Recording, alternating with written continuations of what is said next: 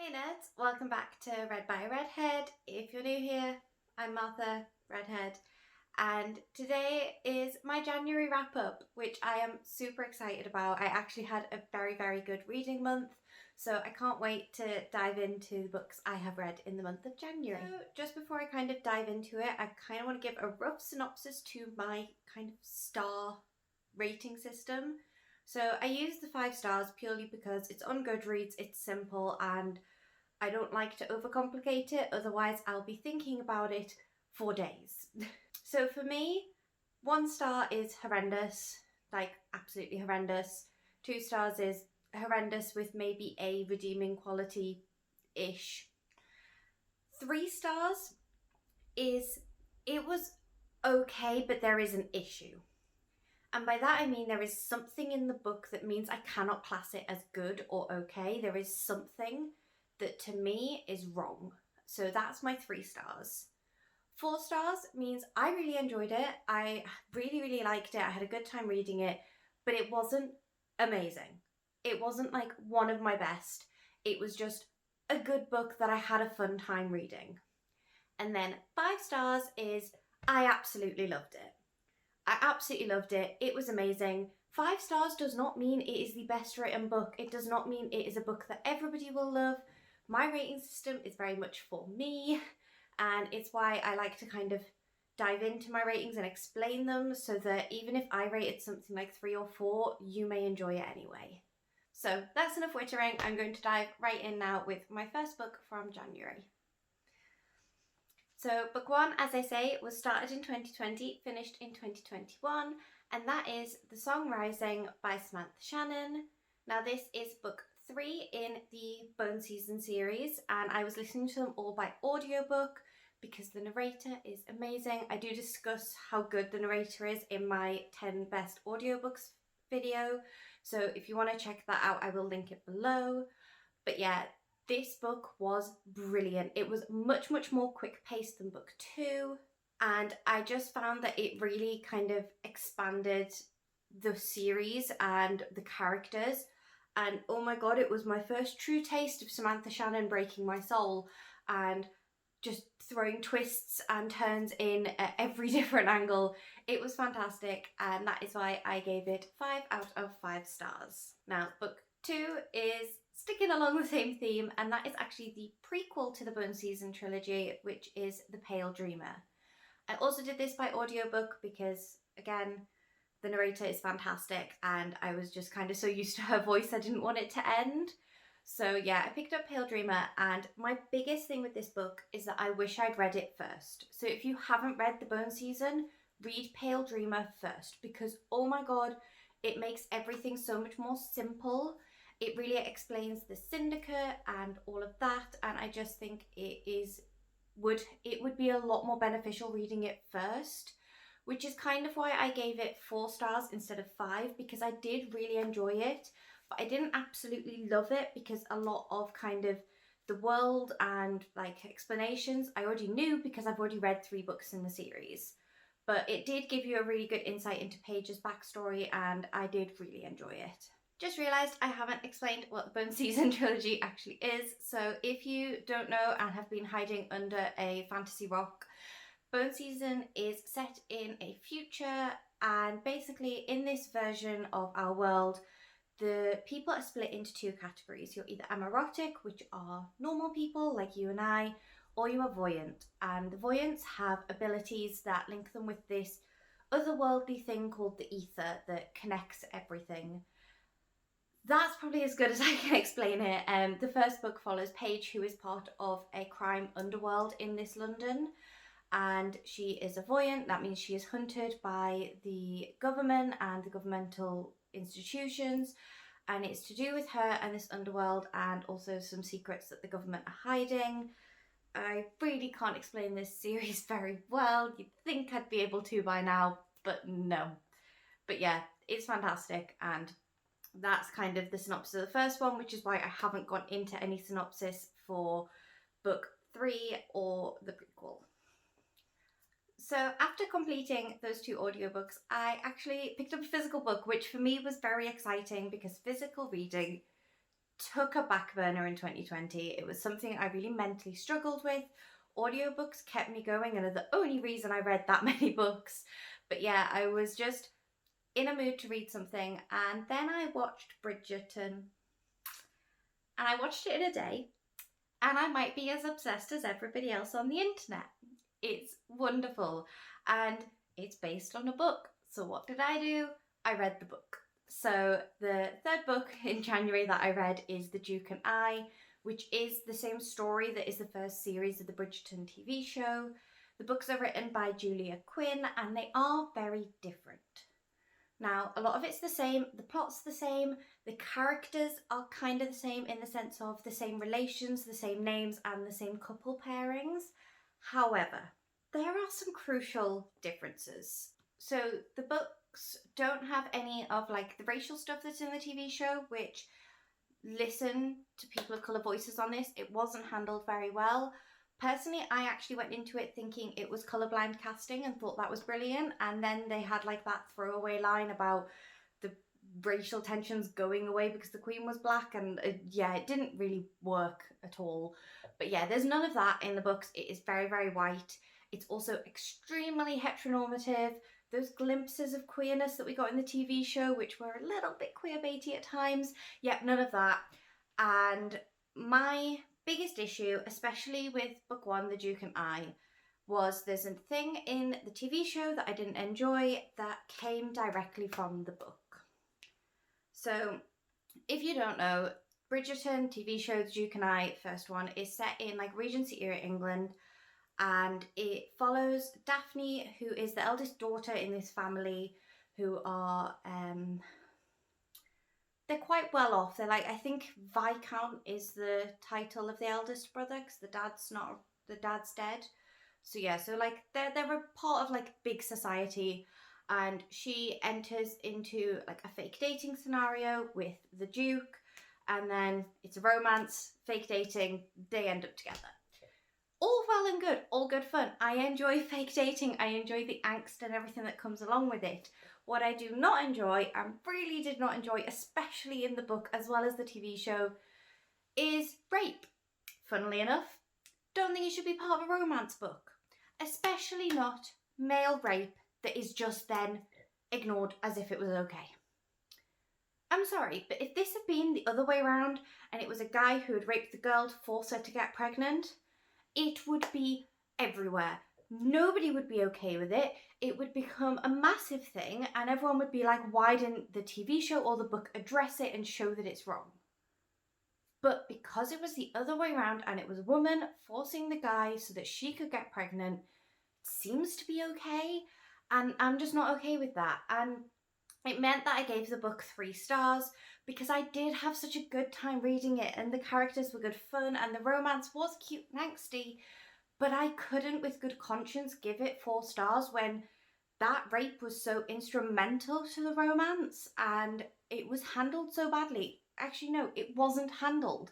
It was just kind of brushed off as, oh well, we've dealt with that, we've had our argument, tough luck. Oh, and then he agrees to have kids anyway. Like, it caused me issues. But as I say, I did still give it 3 stars because I did enjoy reading it. And, you know, I've never really been a massive, like, romance person, especially not historical. But I really enjoyed it and it was good fun. I'm disappointed in how that particular instance was handled / not handled at all. So there's going to be a bit of a theme in this wrap up, which is I read The Duke and I, and then I read books 2, 3 and 4. And this is what happens with me. I start a series and I just kind of blast through them. This one in particular I didn't buy the physical books for because at the time the TV show had literally just been released and they were really, really hard to get a hold of, and I like my books to match. So I got them all on my Kindle instead, and so I read book 1 and went straight on to book 2. Now, book 2 onwards follows the Bridgerton children down in age order, which is also in alphabetical order. So book 1 is kind of the outlier because it starts with Daphne, who is the 4th child, but from then on we follow them down like A, B, C, so on, which is also eldest, 2nd, 3rd, blah, blah, blah. So book 2 is The Viscount Who Loved Me, and it follows Anthony. Now Anthony is the eldest child, he's the eldest male, which also means that due to his father's death, he is the Viscount. He is the one in charge of this family. He is the patriarch at the top. And he faces a lot of pressure and issues with that. And this book basically follows him deciding that it's his family duty to finally find a wife and settle down. And I really, really liked this one actually. Probably my favourite out of the 4 that I've read. It was really good fun. It was also kind of enemies to lovers, and Kate, the kind of love interest character, was just such an interesting character to read. I really enjoyed her and Anthony's dynamic, and yeah, it was really good fun and definitely deserved the 4 stars I gave it. So following on from Anthony, we moved down to Benedict, and his story is An Offer from a Gentleman, and this is kind of Cinderella-ish.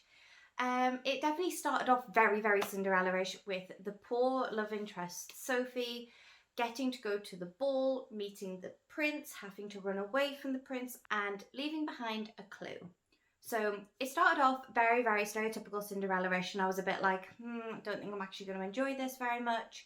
And then I did. It was really good fun. It turned in ways I didn't expect.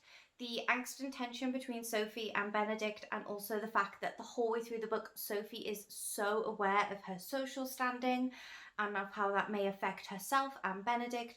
I thought it was brilliantly done, and I have to admit, by this point, I'd noticed the formula. And these books had a very kind of set formula, which was Bridgerton meets love interest. Bridgerton is interested in love interest. Something happens which means Bridgerton and love interest don't like each other and there's an issue. Bridgerton and love interest kiss or have sex. Either or puts the woman out of society if they're found out, causes issues. Due to that, Bridgerton and love interest end up having to get betrothed, kind of under dodgy circumstances. Bridgerton and love interest end up happily married and in love and then go on to have children.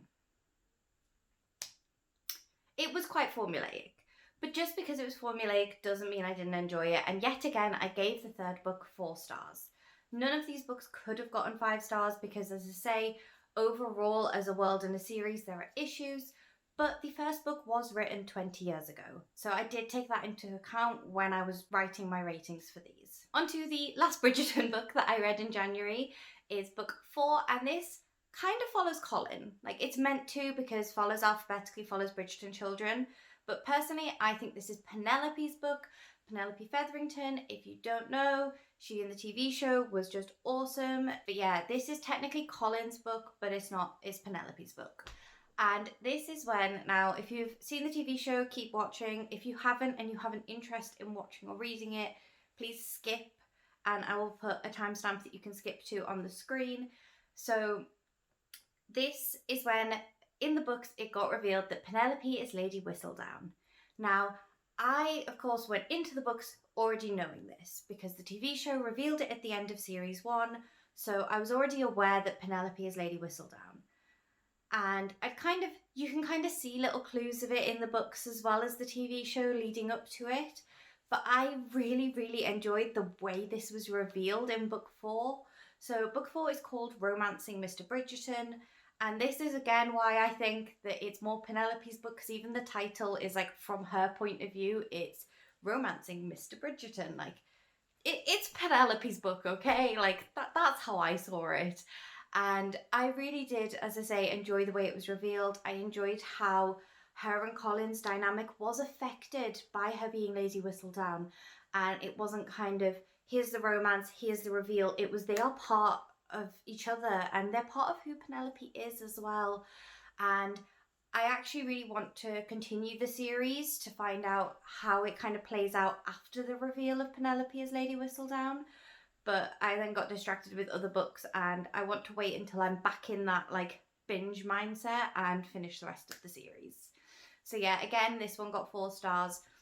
This one and Viscount Who Loved Me, which was book 2, were probably my 2 favourites out of the 4 I read.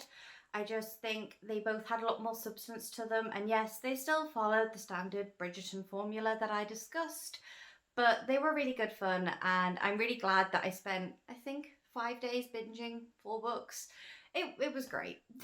So anybody who knows me knows I have to always have an audiobook playing. Again, I discussed this in my top 10 audiobooks video, but I constantly have an audiobook playing. So when I finished Pale Dreamer, I had to move straight onto something else. And at this point, I discovered that one of my favourite books of 2020 had finally been released in audiobook format. And so I bought and started listening to The Invisible Life of Addie LaRue. Now, I do have a full review of Addie LaRue on my channel, which again I will link below. It is like 80-90% spoiler free with my major spoiler thoughts at the end, but it was a 5 out of 5 star book, continues to be in my reread. I don't think I've ever changed my rating when rereading a book, because usually if I reread it, it's because it was 5 stars to begin with and I just want to dive back into it. So if you want kind of my more in-depth thoughts on Addie LaRue, please do watch that video. It's also one I'm really proud of because I really enjoy my look reviews and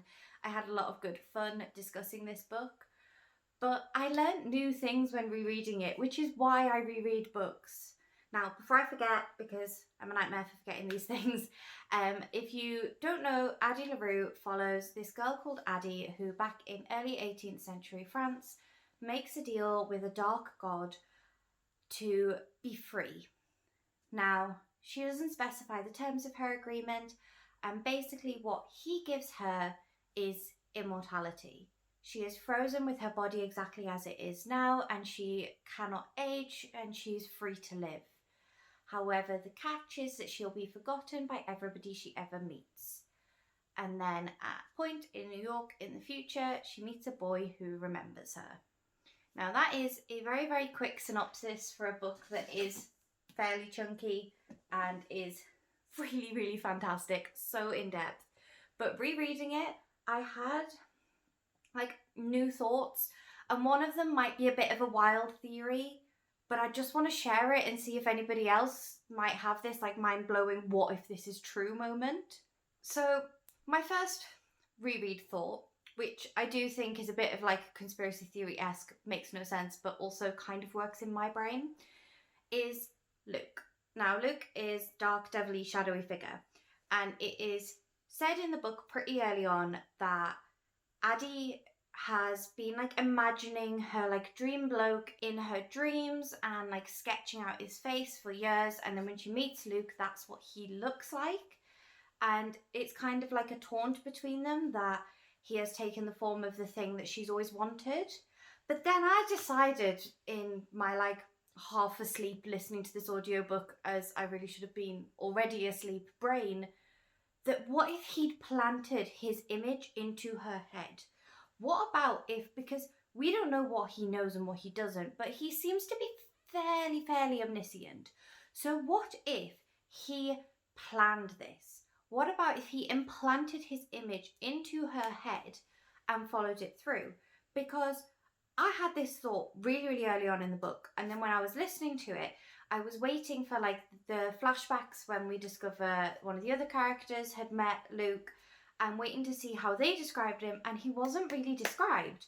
So what if this is true? What if he implanted his image into Addie's brain? And like, I don't know, this theory broke my brain a little bit, and until I hear otherwise from V.E. Schwab, I'm gonna be suspicious. And the other bit that really stuck out to me in my reread, and is very much why I enjoy rereading, because new parts of stories will stand out and connect to me in ways that they didn't the first time, was when back in flashbacks Henry is kind of deciding what to do with his life and is very much struggling with where he wants to go, what he wants to do, and there is this question of how are you meant to choose when you only have one life? And that hit me so hard, because I have been struggling with that since I was a young teenager. Like, I have always been like, well, I really am interested in that, but if I do that, then I can't do any of these other things because I only have one life to do all these things within. And like, I am so happy with the like path of I've put myself on to get into the profession I want. Like, I'm really happy with my choice, but there will always be those parts of my brain that are like, what if I'd done that instead? what if I had followed childhood Martha's dream and become a vet? Like, yeah, this bit with Henry really stuck out to me this time, and it gave some new depth to his character that I really, really enjoyed seeing. So following on from Addie LaRue, I picked up my next audiobook. Now, this audiobook was mostly chosen because it was really short, and I basically finished Addie LaRue about 2 days before the final book on this wrap-up came out, and I knew I'd want to start that one straight away, so I needed a short audiobook just to help me fall asleep for those 2 nights in between, and I decided to pick up How the King of Elfhame Learned to Hate Stories by Holly Black. Now, this is kind of book 3.5 in the Cruel Prince series because it is a little anthology of short stories that takes place. Well, I thought it was a prequel anthology, but then when I actually dived into it, parts of it are set after the series is finished with flashbacks that are prequel. So I would say don't read this until you have read the whole series. If you don't know, Cruel Prince follows a character called Jude, whose parents are murdered by a fairy when she is a kid, and her twin sister and her older half fairy sister are taken away to the land of fairy. But I did enjoy it, and the audiobook was really nice. I really quite enjoyed the narrator. However, this book was kind of not this and not that. And by this I mean I originally thought it was a prequel, and I'd have been quite happy with prequel short stories, except it wasn't fully a prequel. And then when it opened with stuff in the future, like after the series finished, I was like, oh, maybe it's sequel stories and that'd be amazing. But it wasn't fully that either, and I don't think the balance between the two really worked. Which is why I ended up giving this book 4 stars when the rest of the series for me is 5 out of 5 stars. Absolutely love them. But if I'm honest, it probably would have got 3 stars for the story, and the only reason I gave it an extra star was because of the illustrations. Now, I know I did it by audiobook, so I didn't really have the illustrations when I was reading it, but I did flick through all of these when I first got the book, and they are stunning. Absolutely beautiful, and I couldn't not acknowledge this in my review because I think the illustrations are so well done, and they do match the stories, and they do really kind of tie it all together, which is how this managed to get 4 stars despite me thinking the kind of stories in it were very 3-star meh. Now we come to the final book on my January wrap-up, and one of my most anticipated 2021 reads, and that is The Mask Falling by Samantha Shannon. Now, you may be looking at me going, Martha, this book came out literally the end of January. You can't have finished it. Oh, I did. And I didn't even physically read it. I did it by audiobook. And the audiobook, I think, was 20 hours long-ish. And I finished it in 2 days. I couldn't stop. It was fantastic. Now, as I said before, Bone Season, that series, this is actually book 4, and it is set in Paris. So the end of Song Rising, things happen and the story shifts focus to Paris, and this was fantastic. Now, I am going to be filming a full look review for this once I have sorted my thoughts out. And by this I don't mean whether I loved it or not, because I loved it. It was 5 stars, it was fantastic, probably my favourite in the series yet. What I mean by sorting my thoughts out is figuring out how the hell I can talk about this book without majorly spoiling it, because everything that happened was so twisty and turny, and it was an absolute roller coaster of emotions. I cry a lot when reading books, but not so much when listening to the audiobooks. Oh, I sobbed listening to this. Full on, lying in bed, racking, crying. Oh, it was so good, but so stressful. And I'm busy writing my review, and I'm basically kind of flicking through my hard copy to write it, and I'm already just want to fully reread it. But yeah, even if you haven't started Bone Season yet, please do, because the series is amazing and this is fantastic. But it did have a cliffhanger, and it was a painful cliffhanger, and I'm not okay. And I was saying to my friends that we need a Mask Falling support group for when we've all finished it, because it's a bit soul destroying, I will admit. So that is my whole January wrap up. I managed to read 9 books in January, 5 of which were audio, 4 of which were physical, which for me is such a good split, and I cannot believe I read that much. Considering in January I moved back up to Edinburgh, my master's degree restarted, and oh boy, there's a lot to do this semester. So I'm really happy I've read this much, and I'm kind of hoping I can keep it up. Please let me know in the comments whether you've either read any of the books on this list and what you thought of them, or like what your favourite book was that you managed to read in January. Like, how did the month go for you? Because I feel like January can either be a really hit month where like you storm off past and you read loads, or it can be really slumpy. And I think this year, especially with lockdown and everything going on, like, don't beat yourself up if you've had a really bad slump month. So if you've made it all the way to the end, thank you so much for watching. As normal, please like, subscribe, and as I say, comment down below to let me know your January thoughts or thoughts on these books. But I am going to be making wrap-ups a monthly thing on this channel, even if I only read 1 book. And I have promised myself I'm going to do this to show that it's okay to not read very much. Like, it's fine. It happens to us all.